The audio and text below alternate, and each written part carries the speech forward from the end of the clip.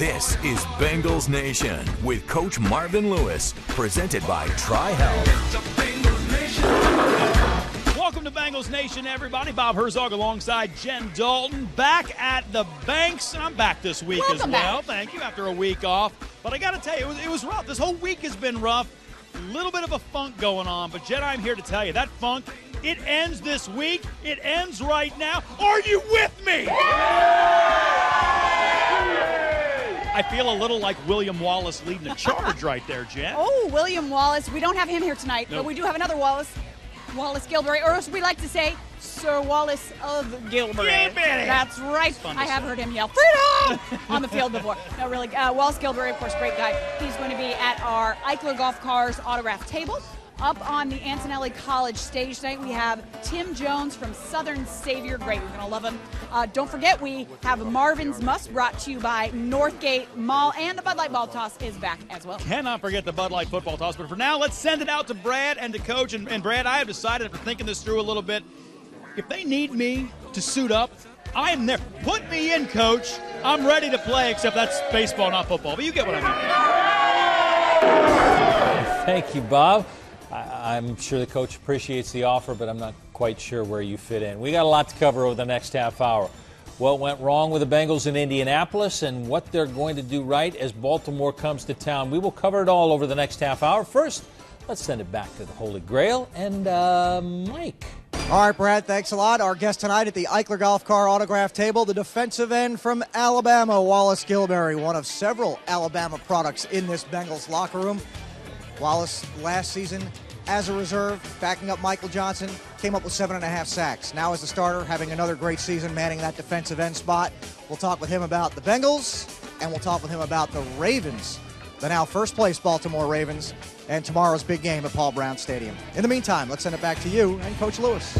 Mike, thanks much. Coach, right from the get-go, in Indy, nothing clicked. I mean, you've had games where everything in all three phases click, at least at some point. And I'm not sure you had a whole click the whole day in Indianapolis. Well, I thought I'm gonna give our special team. I thought our special teams got something. Our special teams group, I thought was able to hold up their end of the bargain. But obviously, defensively, we got off to a pretty good start and then gave up a play or so. But the first 20-some plays, we were playing pretty good.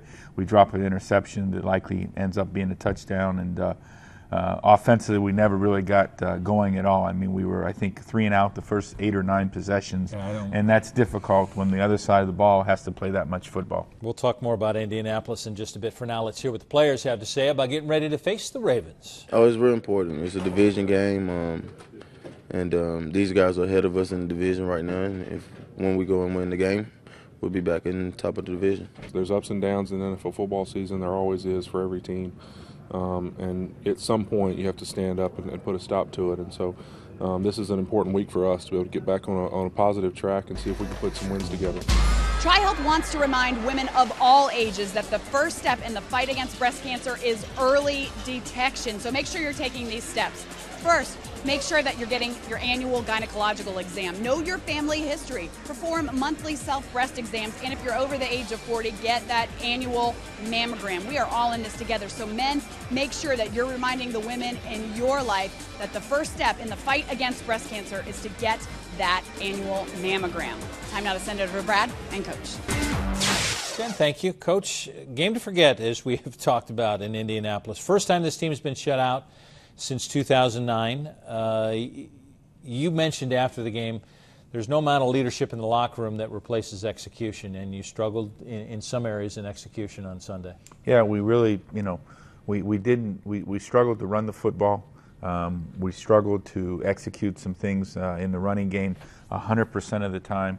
And the same, conversely, the same thing on defense if you flipped it over.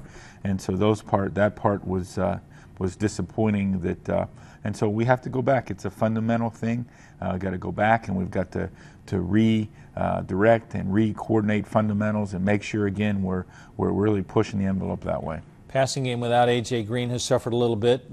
Mosanu, no question, has stepped up. What do you have to do in game planning as you wait for A.J. Green to get back to that 100%, to get other guys involved in the passing game? Well, we got to continue to put together ways to try to create openings, create space, and so forth, and work at mismatch and so forth. And we, again, we weren't able to time those things correctly last week, whether it be route, whether it be protection, and we were short on a route. We don't get a first down. We drop a first down. We have a lot of things that we didn't do very well. We slip off a block in protection. Quarterback has to get rid of the football before he has, and a couple times they actually were in a pretty good look. Not good for the play we actually had called, and so. But that's going to happen. But if you execute the other times, those you forget about those.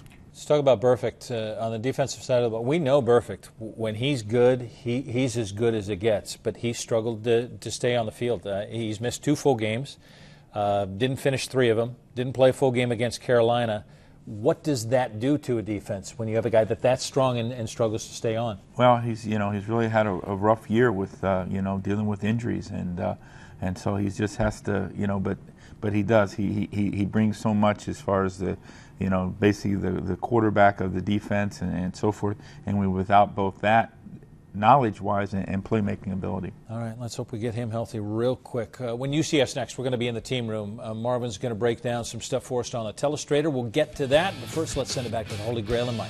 All right, thanks a lot, Brad. Wallace Gilberry, our guest tonight here at the Eichler Golf Car Autograph Table. Hey, Wallace, this is a chance this week to make it all right. Games like last week happened, but now you got first place on the line against the first place team. The key now is to put last week in the rear view, take advantage of this opportunity here before you. And the only way you do that is by win. It's the only way you can make a wrong is winning. And we have the perfect opportunity. We're here at home, division rivalry, a team that's been able to take the division on behalf of us losing. So in the back of our minds, we feel like it's our division to lose. So we just got to go back out and reclaim it. Everybody forgets about the last 3 weeks. If you guys win tomorrow, no doubt about that. You had an opportunity this year to be the guy. You have more starts this season than you did combined in your entire career, going back here, Kansas City as well. What's the biggest difference? Is it a mentality thing that's different each week? Nothing at all. I just go out and do my job. Even when I was playing the backup role, I always, prepared as if I was a starter. Because in this league, you never know what's going to happen. So I always prepared myself like that. And even when I played, it showed. I was always around the ball making plays, and for a while, it's kind of beneficial because, they would say, well, he's not a starter. He has this many sacks or this many this and that. But in my mind, I prepared that way, and that's how I played. So now nothing's changed. Changed. Last year, 7.5 sacks, and currently having a nice season once again for the Bengals, manning that defensive end spot. More with Wallace Gilberry coming up later in the show.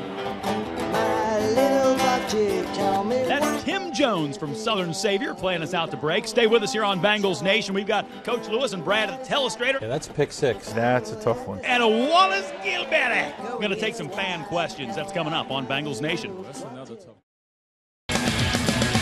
Welcome back to Bengals Nation, sponsored by the Holy Grail. Come on down to the Holy Grail.